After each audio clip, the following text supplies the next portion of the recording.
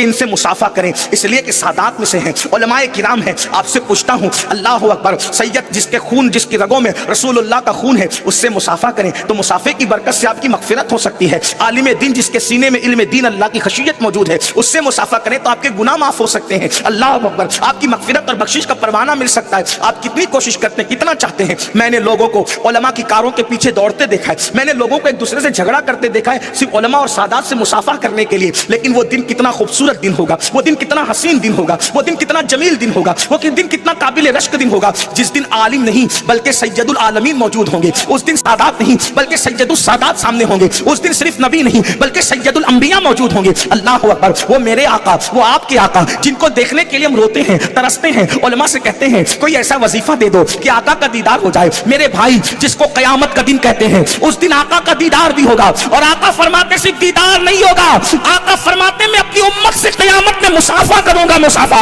कितना वो अजीम दिन होगा। हम तो कहते जिस दिन यार की सूरत नजर आए और यार के हाथों में अपना हाथ चला जाए, उस दिन में कयामत पर भी कयामत होगी कि वो कैसा दिन होगा जब आमिना का लाल हमारी निगाहों के सामने होगा, हमारी अकीदतों का मरकज और महवर हमारी निगाहों के सामने होगा और हम हुजूर के हाथों में अपना हाथ दे रहे होंगे। क्या मुकद्दर है उम्मत मोहम्मदिया के। मगर पूछना चाहता हूं, जिन्होंने दुनिया में जुआ खेला होगा, शराब की बोतलें हाथ में ली होगी, नशे का आदी होगा, उनके हाथ तो सूअर के खून में रंगे होंगे। बताओ, अगर कीचड़ में हाथ भरे हो, कीचड़ में, तो कीचड़ में भरे हुए हाथ से आप सैयदों से और उलमा से मुसाफा करने की हिम्मत नहीं कर सकते। अस्सलामु अलैकुम दोस्तों, तो कैसे हैं आप सभी लोग। उम्मीद है आप लोग जरूर अच्छे से होंगे और खैरियत से होंगे। तो आप सभी के लिए मैं एक ऐसा वीडियो लेकर आए हैं जो आप लोग सुनकर और देखकर हैरान हो जाएंगे, क्योंकि ये बयान बहुत खास होने वाला है। क्योंकि मैं ये स्पेशल बयान लाया हूँ करबला के मौके पर कि वो शुरू से लेकर आखिर तक किस तरह उसमें माहौल हुआ है, किस तरह वो जंग छिड़ गई है, जंग शुरू हुई है, उसमें कितने लोग थे, जो सामने से जो यजीदी थे वो कितने लोग थे। तो ये सब का बयान मैं इस वीडियो में लाया हूँ, जो आप इन हजरत से आप लोग सुन लीजिए और हम भी सुनेंगे और आप भी सुनिए। और इस वीडियो को अगर देख रहे हैं आप सभी लोग कहीं से भी, तो इसे ज़्यादा ज़्यादा जरूर शेयर करिएगा, क्योंकि ऐसा वीडियो आप सभी को देखने को बहुत कम मिलेगा। क्योंकि यह शुरू से लेकर आखिर तक बयान है और इस वीडियो में मैं पूरा बयान तो नहीं सुना पा रहा हूँ, लेकिन ये कुछ पार्ट में मैं इसको जरूर अपलोड करूँगा। और अगर आप सभी लोग इस चैनल को सब्सक्राइब करे रहेंगे तो अगला वीडियो ही मेरा आपके पास जरूर पहुंचेगा और उसे भी देखेंगे। तो इसी तरह आप सभी लोगों को मैं ये वीडियो दिखा रहा हूं। गरीबों के बारे में वो दर्दमंद दिल है। आप बताएं, वलीमे की शादी होती, तवज्जो करना, मुसलमानों की फिक्र क्या बदली, यजीदियत की फिक्र कबूल की है। चैलूम की दावत होगी तो गरीबों को दावत दी, चैलूम होगा तो गरीबों को दावत दी जाएगी, और वलीमा होगा तो मालदारों को सिर्फ बुलाया जाए। जबकि अल्लाह के रसूल अलैहि सलाम ने फरमाया सबसे बदतरीन खाना और बुरा खाना उस वलीमे का खाना है जिसमें मालदारों को तो दावत दी जाए लेकिन गरीबों को ना बुलाया जाए। आपसे पूछना चाहता हूं, उसके बाद आप देखें इसी तरीके के अफकार और नजरियात। अल्लाह अकबर, इस फिक्र में आप अपने अंदर खुद डूब कर सोचो। आज आदमी मस्जिद के अंदर अगर कोई गरीब खड़ा हो और उसके बदन से पसीने की बदबू आ रही हो तो आदमी हट करके उधर दूर जा करके खड़े रहता है। यानी मस्जिदों में भी, मस्जिद को भी अमीर गरीबों में बांटा हमने। ये फिक्र यजीद नहीं है। क़यामत के दिन किसके साथ उठोगे? सिर्फ कड़े पहनने से, मुहर्रम में ढोल ताशे बजाने से और मुहर्रम की रसूमात जो है वो अपने तौर पर अदा करने से कोई हुसैनी नहीं बन जाता। आप बताएं तो सही, खड़े हो फिक्र के एतबार से यजीद के साथ और अपने आप को हुसैनी कहते हो, किस मुंह से कहते हो? बताओ। हमारी बहनों से पूछता हूँ, मेरी बहनों मुझे बताओ, आज जब तुम किसी शादी में जेवर पहन के जाती हो और कोई गरीब औरत बगैर जेवर के आती है तो क्या कंखियों का इशारा करके उसकी गुर्बत का मजाक नहीं उड़ाया जाता? किसके साथ खड़े हो? फिक्र यजीद के साथ खड़े हो। इमाम हुसैन की हुसैनियत कैसे नसीब हो सकती है? निस्बत हुसैनियत से कैसे मुस्तफीज हो सकते हो? मेरे आका सल्लल्लाहु अलैहि वसल्लम के दीवानों, अल्लाह अकबर, हम लोग कहीं ना कहीं नादानिस्ता तौर पर, गैर शऊरी तौर पर, ना चाहते हुए भी फिक्र यजीद के अंदर डूबे हुए हैं। जनाजों को भी अमीरी और गरीबी में बांट दिया है। जहां जनाजे को कांधा देने वाले नजर ना आए, समझ जाना किसी गरीब का जनाजा है, और जहां कांधे बदलने वालों की कतार लगी हो, समझ जाना ये किसी मालदार अमीर शहर का जनाजा है। कितने ताज्जुब की बात है जो इस्लाम अमीर और गरीब का فرق مٹانے آیا تھا, کالے اور گورے کا فرق مٹانے آیا تھا, بلکہ بعض مقامات پر غریبوں کو, غلاموں کو اسلام نے مالداروں سے بلند کیا تھا. کیا بھول گئے وہ دن,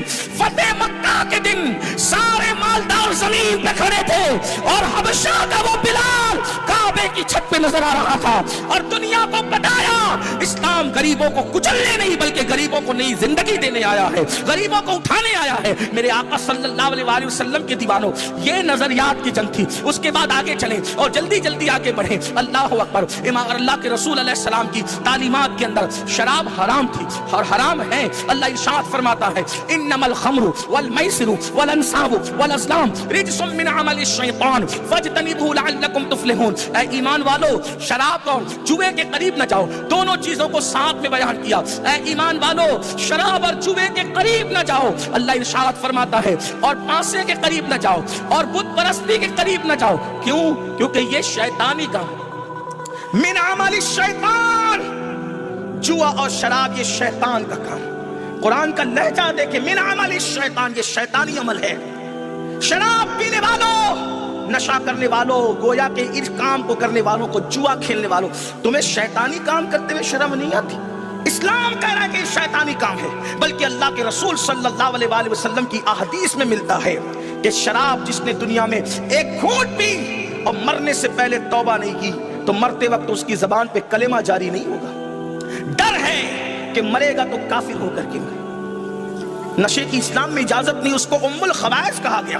اور پھر جوا, جوا کوئی ہو, کوڑیوں کا جوا, تاش کے پتوں کا جوا, یا آج ڈیجیٹل دور کے اس موبائل کا میں پڑی ہو, اور اس دن تمہارے گھر کے آنگن میں آگے کوئی ڈھول بجائے, تمہارے دل پہ کیا گزرے گی؟ اتنا بتانا.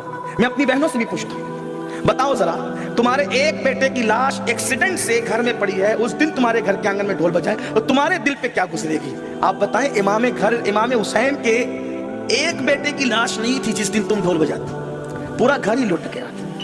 حتیٰ کہ 6 مہینے کا شہزادہ سیدنا امام علی اصغر بھی شہید تھے.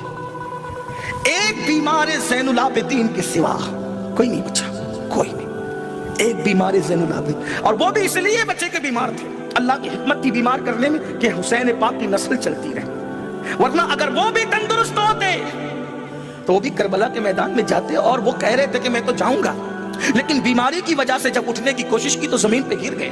امام نے سینے سے لگا کے فرمایا, میرے لال, اگر تم بھی کربلا میں جاؤ گے تو حسینی نسل کا سلسلہ کیسے چلے گا, نبی کی اولاد کا سلسلہ کیسے چلے گا؟ تم نے نہیں جانا. آپ سے پوچھتا ہوں, احساس کرو, تمہارے غم کے موقع پر جب تمہیں ڈھول کی آواز اچھی نہیں لگتی تو کربلا کی دھرتی پر نبی کا تو پورا گھر کے گھر لٹا. کیا وہ حادثہ تھا, کیا وہ سانحہ تھا, کیا وہ قیامت صغریٰ تھی؟ اللہ اکبر. اگر ایک گھر میں 2 جنازے ایک ساتھ نکلے ہوں تو پورا محلہ رو پڑتا ہے کہ ایک گھر سے 2 جنازے نکل گئے. باپ بیٹے کا جنازہ ایک ساتھ نکل گیا, لیکن وہاں تو 72 کے 72 جنازے ایک ساتھ. زمین کے اوپر پورے گھر کے شہزادوں کا جنازہ ایک ساتھ اٹھتے ہوئے میدان کربلا کے سوا کسی نے دیکھا؟ یہ امت نبی کی اہل بیت سے محبت کی بات کر کے آخر کتنا ظلم کرے گی؟